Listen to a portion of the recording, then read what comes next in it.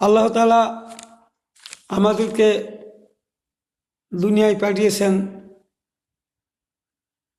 তার হুকুম হাকাম মানার জন্য, তার ইবাদত করার জন্যই পাঠিয়েছেন। তো আমরা যদি আল্লাহ তাআলার আদেশ এবং নিষেধ থেকে বিরত না থাকি, আবার আল্লাহর কথাও মানি, আবার অন্যায় অনাচার কাজে বাধা দেই না, এবং কেউ বাধা দিলে তার প্রতিবাদ বাধা দেওয়া হয় যে না, এগুলা করা যাবে না, ঝগড়াঝাঁটির মধ্যে যাওয়া যাবে না, এগুলা মধ্যে আমরা যাব কেন? আমরা নিজের কর্ম নিজে করবো, নিজে খাবো দাবো, আমরা আল্লাহর ইবাদত বন্দি করবো, জান্নাতে যাব। কে কি করলো এই ব্যাপারে আমাদের কোনো ভ্রুক্ষেপ কেন করব? তারা কি করছে করুক। অথচ আল্লাহ তাআলা বলছেন যে তোমরা সৎ কাজের আদেশ দিবে আর অন্যায় কাজে বাধা দিবে। যেমন বলা হয়েছে, ওমা আতাকুমুর রাসূলু ফাখুযুহু, আমার রসুল যা দেয় তা তোমরা গ্রহণ করো। ওমা নাহাকু আনহু ফান্তাহু, আর আমার রসুল যা থেকে নিষেধ করে তা থেকে বিরত থাক। তার মানে আল্লাহ যেহেতু তার রসুলকে পরিচালিত করেন, আর রসুল আল্লাহর হুকুম ছাড়া একটা কাজও করেন না, বিধায় আল্লাহ বললেন আমার রসুল যা বলে তাই করো, আর যা থেকে নিষেধ করে তা থেকে বিরত থাকো। তে আল্লাহ রসুল বললেন যে তোমরা ঐক্যবদ্ধ থাকো, পরস্পর বিচ্ছিন্ন হয়ে যেও না, বিভিন্ন দলে বিভক্ত হয়ে যেও না, তোমরা আল্লাহর হুকুম হাকাম মেনে চলার ব্যাপারে, আমার হুকুম মেনে চলার ব্যাপারে তোমরা কোনো সন্দেহ পোষণ করবে না। আর যারা এই হুকুম অমান্য করে যারা কিছু মানবে কিছু মানবে না, তাদের সঙ্গে তোমরা জিহাদ করবে, প্রতিবাদ করবে। ইয়া আইয়ুহান নাবী ওয়া জাহিদুল কুফারা ওয়াল মুনাফিকিনা ওয়াগলুজ আলাইহিম, ৭৩ নম্বর আয়াত সূরা তওবা। সূরা আরেকটা আয়াতের মধ্যে আছে, হে নবী তুমি কাফের এবং মুনাফিকদের বিরুদ্ধে জিহাদ করো, যুদ্ধ করো। যারা কিছু মানে কিছু মানে না, আল্লাহর কিছু হুকুম মানে কিছু হুকুম মানে না, এরা হলো মুনাফিক। এই মুনাফিকদের বিরুদ্ধে যুদ্ধ করো। অথবা এরাও মুনাফিক, যারা আল্লাহর হুকুম মানে না, আর এরা আল্লাহর হুকুম নামাজ পড়ে রোজা করে, তারপরেও তাদের সঙ্গে মিলিত হয় এবং তাদের কর্মকাণ্ডে সাহায্য করে, এরাও মুনাফিক। এদের বিরুদ্ধে তুমিও জিহাদ করবে, প্রতিবাদ করবে, লড়াই করবে। তো অনেকে আমরা বলি যে আল্লাহ তাআলা রসুল তো কাফেরদের বিরুদ্ধে যুদ্ধ করছেন, এখন তো এগুলো সব ইমানদার, কলমা পড়া মুসলমান, তো কার বিরুদ্ধে যুদ্ধ করবেন? আর আল্লাহ এখানে বলতেছেন নবম হিজরিতে গিয়ে, ইয়া আইয়ুহান নাবী ওয়া জাহিদুল কুফারা ওয়াল মুনাফিকিনা ওয়াগলুজ আলাইহিম, হে নবী তুমি, আল্লাহ নিজে তার নবীকে বলতেছে, হে নবী তুমি তাদের বিরুদ্ধে জিহাদ করো যারা কাফির আর যারা মুনাফিক, যারা কিছু হুকুম মানে কিছু হুকুম মানে না, এদের বিরুদ্ধে জিহাদ করো। আমি ওই সমস্ত আলেম ভাইদের কাছে বলতে চাই যে যারা আপনারা অন্যায় অনাচার কাছে বাধা দিলেন না, বাধা দিতে হবে কথা কোনোদিন কল্পনা করছেন না, এ অবস্থায় যদি মৃত্যুবরণ করেন তাহলে মুনাফিকের চিহ্ন নিয়ে মৃত্যুবরণ করবেন। তাহলে আপনারা নিজেরা অন্যায় অনাচার কাজে বাধা দিচ্ছেন না, আপনারা যে ভুলটা করছেন, কিন্তু অন্যরা যখন বাধা দিচ্ছে অন্যায় অনাচার কাজে, তখন আপনারা তাদের বিরোধিতা করছেন। তাহলে এখানে আপনাদের ঈমান আছে কি? আপনাদের বিরুদ্ধেও তো জিহাদ হবে। কার বিরুদ্ধে জিহাদ করবেন খুঁজে পান না। জিহাদ তো মুনাফিকদের বিরুদ্ধে হবে, আর মুনাফিক তো কাফের মুশরিকদের মধ্যে হয় না, মুসলমানদের মধ্যে হয়, যারা ঈমান আনে আল্লাহর প্রতি। আর তখন যারা কিছু মানে আর কিছু মানে না, বিরোধিতা করে, তো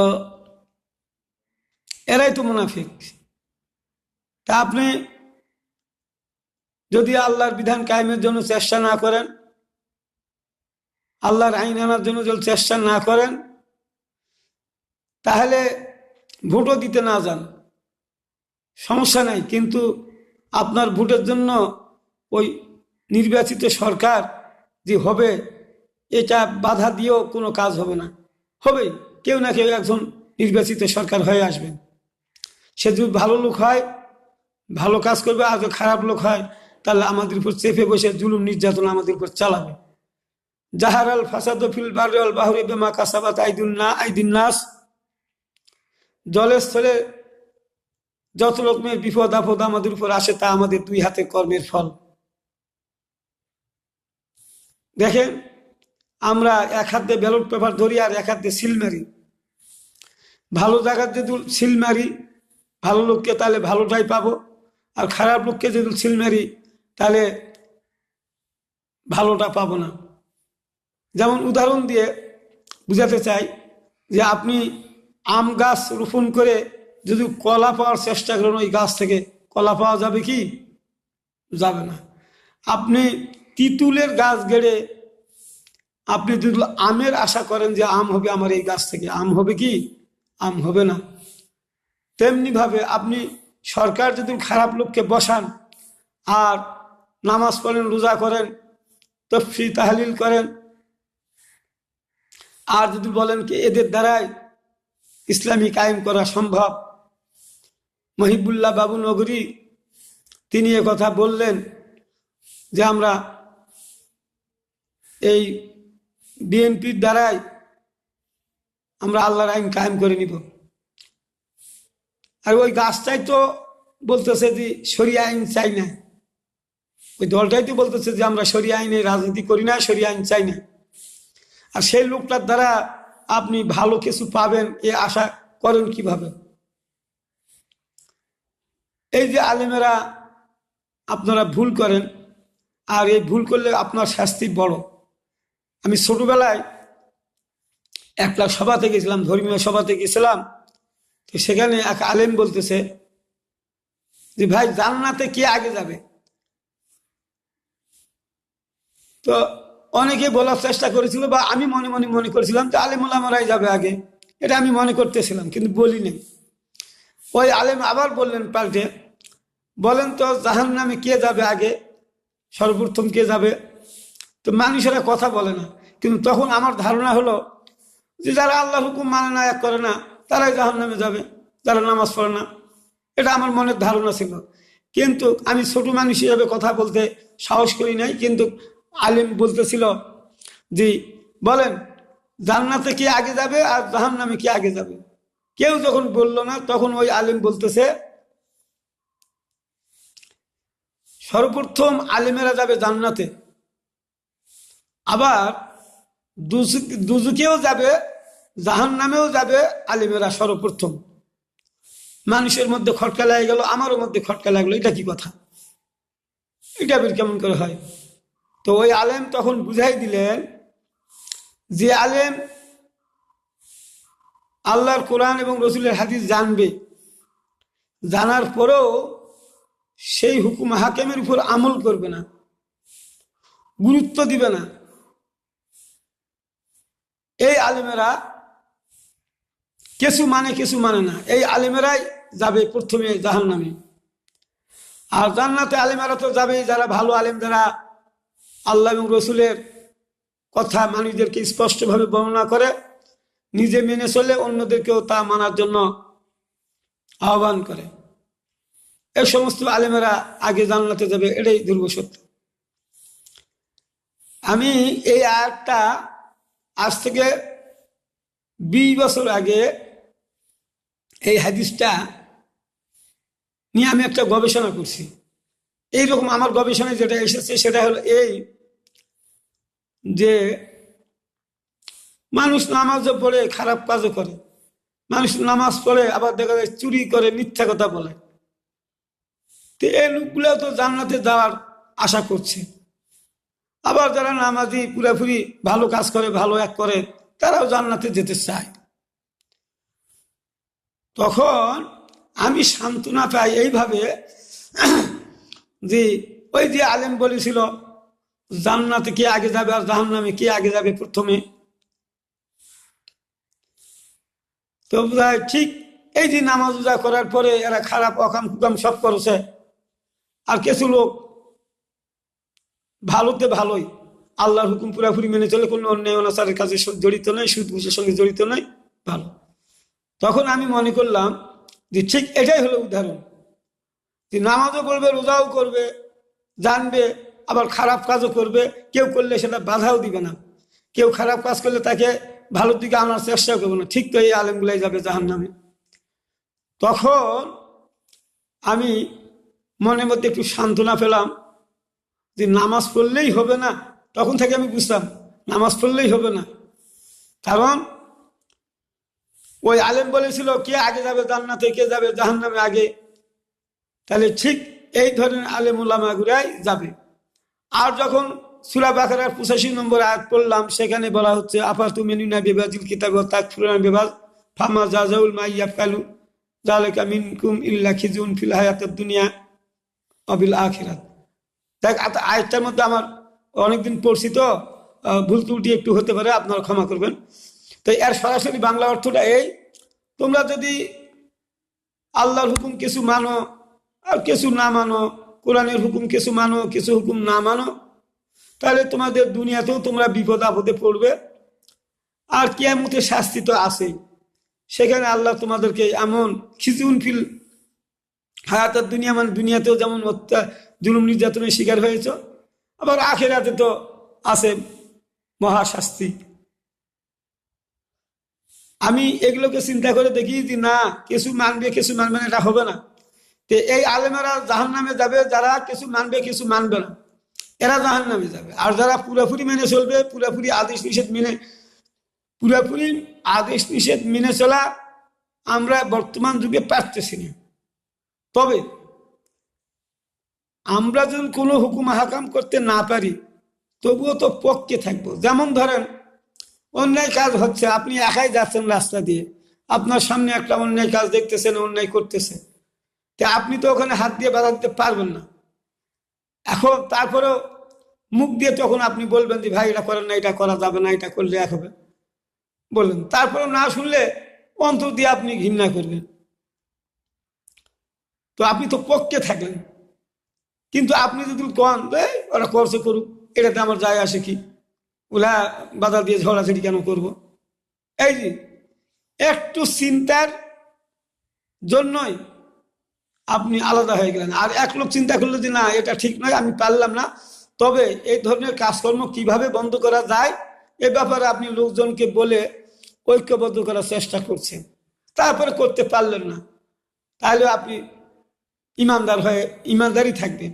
কিন্তু যারা বাধা দিল না, বাধা দিতে তারা অস্বীকার করলো, তাদের ইমানটা নষ্ট হয়ে গেল। তাহলে যে আলেমগুলো আপনারা মিডিয়াতে বসে বসে বলতেছেন যে গণতন্ত্র দিয়ে ইসলাম আসবে না, ওটা খালি বসে বসে বলতেছেন, অন্যায় কাজে বাধাও দেন না, কিচ্ছু করেন না আপনারা, অন্যায় কাজে বাধা দিয়েও যান না, দলও গঠন করেন না, একা একাই বাধা দেওয়া যাবে না, দল করতে হবে, সেটাও করেন না। এবার কেউ বলেন যে আমরা কোনো দল টল করি না। আল্লাহ বলছে তোমাদের মধ্যে একটা দল থাকবে, আলতাকুম মিনকুম উম্মাতুন ইয়াদুনা ইলাল খায়র ওয়া ইয়ামুরুনা বিল মারুফ ওয়া ইয়ানহাউনা আনিল মুনকার। আল্লাহ বলছে তোমাদের একটা দল থাকবে, তাদের কাজ হলো মানুষদেরকে কল্যাণের দিকে আহ্বান করবে, সৎ কাজের আদেশ দিবে, আর অন্যায় কাজগুলো বন্ধ করে দিবে। একলাই নয়, দল দিয়ে বন্ধ করতে হবে, দল থাকতে হবে। আর আল্লাহ নবী বলেছেন তোমাদের মধ্যে একটা দল থাকবে, তারা সত্যের পক্ষে অটল থাকবে, হকের পক্ষে দাওয়াত দিয়ে যাবে, তারা কিয়ামত পর্যন্ত এই দলটা থাকবে। তাহলে তো আছে।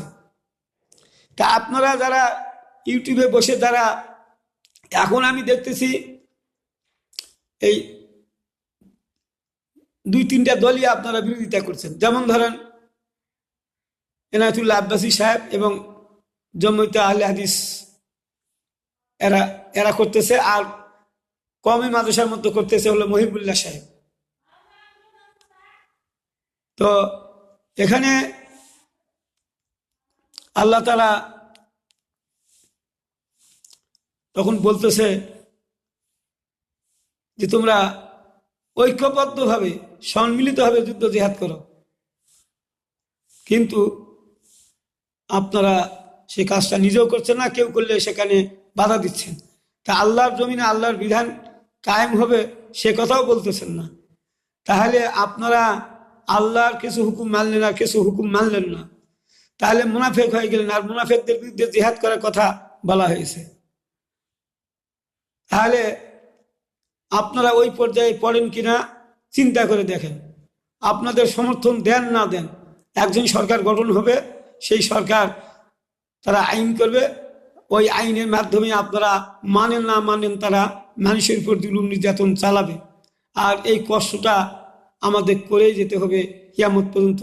আমাদের পরবর্তী প্রজন্ম আসে ওই একই কথা, পরবর্তী প্রজন্ম আসে একই কথা, এইভাবে বলবে কিয়ামত হবে, মরে যাবে সবাই। কিন্তু লক্ষ্য উদ্দেশ্য যদি আপনাদের ঠিক না থাকে, পরিকল্পনা যদি আপনারা না করেন, তাহলে এই জিনিসটা কোনো দিনই বাস্তবায়ন হবে না। কোনো জিনিস বাস্তবায়ন করতে গেলে আগে পরিকল্পনা লাগে, পরিকল্পনা করে সিদ্ধান্ত করে সেইভাবে সেট করে আপনি কাজ করবেন ময়দানে, তাহলে আপনি এটাকে বাস্তবায়ন করতে পারবেন। আর ওই উদ্দেশ্যে লোকজনকে ঐক্যবদ্ধ করে তা চেষ্টা করা। কিন্তু আপনারা তো সেগুলা করছেন না, মানুষদের মধ্যে বিভেদ সৃষ্টি করার জন্য চেষ্টা করে যাচ্ছেন, আলেমদের মধ্যে বিভেদ সৃষ্টি করার চেষ্টা করছেন। এই যে আপনাদের কর্মকাণ্ড একটাও আপনারা প্রমাণ দেখাতে পারবেন না কোরআন হাদিস দিয়ে যে আপনাদের কর্মকাণ্ডটা সঠিক, প্রমাণ করতে পারবো না। আর যারা জিহাদি আন্দোলন করছে, গণতন্ত্রের মাধ্যমে করুক, যাই করুক, এরা হয়তো ভুল তাদেরও আছে, কিন্তু আপনি বেশি ভুল দেখাতে পারবেন না তার। আর এ পক্ষে বহু হাদিস এবং কোরআনের আয়াত তারা দিতে সক্ষম, কিন্তু আপনাদের পক্ষে চুপচাপ বসে থাকবেন, বিরোধিতা করবেন। এ ব্যাপারে আপনি একটা আয়াত একটা হাদিস দেখান, আপনি দেখাতে পারবেন। যদি আপনি চেষ্টা করছেন কিন্তু হচ্ছে না, সেটা আলাদা বিষয়। কিন্তু আপনারা তো চেষ্টাই করছেন না রে ভাই, তাহলে আপনি কিভাবে জান্নাতে যাওয়ার চিন্তা ভাবনা করেন আর সঠিক দল হিসেবে নিজেকে প্রমাণ করার চেষ্টা করেন? আপনি ভালো জানেন। আমি কোরআন হাদিস পড়ে শুনে যা বুঝেছি, এই সুযোগটা রসুলও পান নাই, সাহাবিগণও পান নাই, আমরাও পাবো না। নিজের কাজ নিজেই করতে হবে। নিজের অবস্থা, এই জাতির আল্লাহ ওই জাতির অবস্থা পরিবর্তন করে না, যে জাতি নিজের অবস্থা নিজেই পরিবর্তন করে না। সেজন্য আমাদের অবস্থা আমাদেরকেই পরিবর্তন করতে হবে। এই জন্য আসুন আমাদের এই ভিডিওগুলোকে আপনারা শেয়ার, সাবস্ক্রাইব, কমেন্ট করে দিবেন ভাই। আপনারা সব পাবেন। কোরআন হাদিস থেকে আমি কথা বলি, আপনারা নিজেরা উপকৃত হবেন, অন্যদেরকেও যেগুলো আপনারা শেয়ার করে দিয়ে শোনার ব্যবস্থা করে দেন, আপনারা সব পাবেন, এগুলাতে সব পাবেন। কিন্তু অনেকগুলো আমি জিনিস দেখি এখন ইউটিউব এই ফেসবুক চালালেই দেখি যে আপনারা ধাক্কা দিবেন না, এই রসুলের নাম, কাবা শরীফের নাম, কোরআন শরীফ দিয়ে নামাজি লোক দেখিয়ে দিয়ে এগুলা কথা বলা হয়। এগুলাতে সব আসবে না, গুনাহের কারণ হবে। কারণ যে এগুলা দেখার জন্য আল্লাহ পাঠায়নি, এগুলা বাস্তবায়ন করার জন্য মানুষকে দুনিয়াতে আল্লাহ পাঠাইছেন। আল্লাহ খামোখা মানুষ সৃষ্টি করেন নাই। আল্লাহ মানুষ সৃষ্টি করছেন, ওমা খালাকুল জিন্না ওয়াল ইনসা ইল্লা লিয়াবুদুন, জিন ও মানুষকে সৃষ্টি করছেন তারা ইবাদত বন্দেগী করার জন্য, দেখার জন্য নয়। আপনি দেখার জন্য না, আর দেখলেই সব হবে, অনেক হবে, একটা কমেন্ট করে যান, এগুলা বলে পয়সা ইনকামের ধান্দা ছাড়েন। এই সমস্ত কাজ করবেন না। আমি এই কাজটা করতেছি পয়সা পাবো সেই জন্য না, আমি পয়সা পাওয়ার জন্য এই কাজটা করি নাই। আমি যা বলি সত্য বলি, এটা আমি করতেছি আল্লাহ এবং রসুলের হুকুম মেনে চলার জন্য। আমি যেমন বুঝেছি অন্য মানুষেরা যেন সেইভাবে বুঝতে পারে, সে চেষ্টাই আমি করে যাচ্ছি। আসসালামু আলাইকুম ওয়া রাহমাতুল্লাহি ওয়া বারাকাতুহু।